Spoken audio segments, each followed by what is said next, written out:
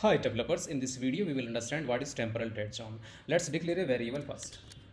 I declared a variable with const assigned with 10. If I want to access this variable before its initialization, so what will be the output? Let me show you the output first. It is a reference error. I hope you guys heard of the term hoisting in JavaScript. Hoisting is the behavior of the JavaScript moving the declaration of the variables and the functions at the top of their scope. So this is a global scope. So the declaration const a that will be moved at the top of their scope. But in case of constant let, we got reference error in the hoisting. But in case of the where, we get undefined. This is because variables declared with the let and const, they stay in the temporal dead zone. So what is temporal dead zone? So temporal dead zone is a period between the creation of the variable, here the variable created a, and the initialization. So this is the period between the creation and the initialization of the variable. When the variable is declared with the let and const, if there is any functional expression like this, let's say let f1 a function.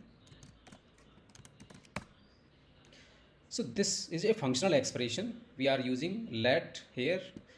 So that will also stay in the temporal dead zone. If you want to access it before its initialization, you can see that will also throw the reference error.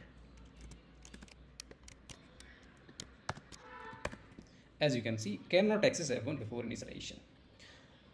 So if you declare a variable with the where, let's say where, here we declare a b assigned with 20.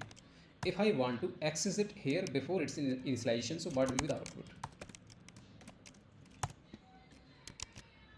As you know, it is undefined.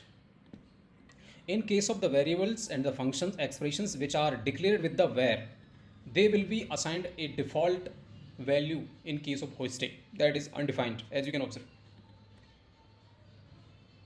That is the hoisting.